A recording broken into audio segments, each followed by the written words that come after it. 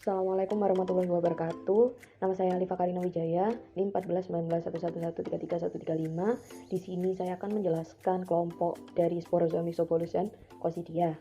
Tingginya keanekaragaman organisme memberikan kontribusi yang tinggi pada keanekaragaman parasit, yang dimana semua ikan air tawar, laut maupun payau dapat menjadi inang potensial. Hal ini bergantung pada lokasi, musim, ekologi, dan spesies parasit yang dimaksud. Parasit pada inang memiliki efek infeksi yang bervariasi. Hal ini bergantung pada sifat parasit, organ target, dan habitat. Di sini saya akan menjelaskan tentang kelompok Coccidia, di mana saya mengambil contoh spesies Eimeria sardinae. Coccidia sendiri merupakan salah satu kelompok yang paling banyak dipelajari karena kepentingan dari inang yang mereka infeksi. Pada subkelas Coccidia ini ditandai dengan adanya Oovista dengan 4 sporokista yang masing-masing mengandung 2 sporozoid. Pada kelompok selanjutnya yaitu Myxobolus adalah endoparasit mikroskopis multiseluler membentuk spora dan obligat yang banyak menginfeksi ikan. Myxobolus yang saya ambil ini merupakan Myxobolus surimatae. Pada pemeriksaan tinja ditemukan bentuk kista yang dikenal sebagai ookista. Nah, ookista ini memiliki besar 30 kali 15 mikron, berbentuk bulat. Ookista bersporulasi masing-masing berisi 1 sporoblast. Ookista matang berisi 4 sporokista yang masing-masing berisi 2 sporozoid.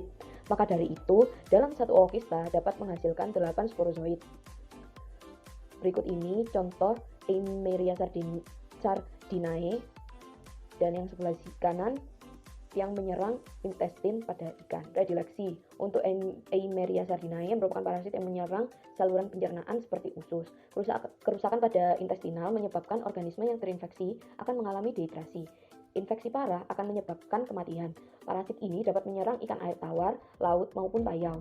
Organ-organ lain yang dapat terinfeksi yaitu organ reproduksi, hati, limpa, dan kandung kemih. Siklus hidupnya sendiri, parasit ini terbagi menjadi 2 fase, fase seksual dan fase aseksual. Untuk fase seksualnya itu merupakan pertemuan antara makrogamet dan mikrogamet yang akan membentuk zigot dan berkembang menjadi oosit. Untuk fase aseksualnya itu pertama-tama oosit bakal masuk ke dalam tubuh inang, selanjutnya terjadi proses sporulasi menjadi bentuk infektif. Pada usus sporozoid akan mulai memperbanyak diri secara aseksual dan berkembang masuk ke dalam fase skizon 1 dan merozoid 1. Nah, pada fase merozoid 1 ini nantinya merozoid akan keluar dari sel epitel usus dan akan masuk lagi ke dalam sel epitel dan berkembang menjadi skizon 2 dan merozoid 2. Merozoid 2 akan keluar dari sel epitel dan berkembang membentuk mikrogamet dan makrogamet. Mikrogamet dan makrogamet ini yang nantinya akan dilanjutkan pada fase seksual. Morfologi Myxobolus surimatae. Spesies ini merupakan endoparasit mikroskopis multiseluler membentuk spora dan obligat yang banyak menginfeksi ikan.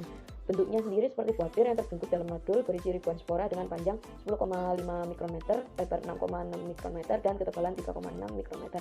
Spora pada spesies ini memiliki bentuk bulat dan mempunyai sporoplasma yang dihasilkan oleh myxospora. Dapat ditemukan 2 inti dan vakuola pada sporoplasmanya.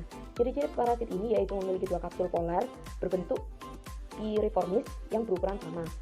Panjangnya sendiri antara 8 sampai 9 mikrometer dan lebarnya 2,3 sampai 3 mikrometer. Berikut ini contoh spesies parasit yang menyerang organ insang. Redileksi Myxobolus surimatae ini menginfeksi jaringan ikat tapis insang dan otot ikan atau inangnya. Ikan yang sering terserang penyakit ini antara lain ikan mas, ikan tawes, sepat, dan tambakan. Penularan parasit ini melalui penelanan spora di perairan. Siklus hidup Myxobolus surimatae dapat tertelan oleh ikan akibat ukurannya yang relatif kecil. Pecahnya nodul mengakibatkan spora yang ada di dalamnya akan menyebar ke lingkungan perairan tempat di mana ikan hidup. Spora yang tadi tertelan akan pecah menjadi 2 bagian yang masing-masing memiliki 2 flagel yang menembus dinding sel usus ikan. Setelah mencapai organ yang dituju, sporoplasma akan berkembang menjadi tropozoid yang memproduksi banyak spora yang kemudian keluar melalui insang. Demikian yang bisa saya sampaikan. Terima kasih. Wassalamualaikum warahmatullahi wabarakatuh.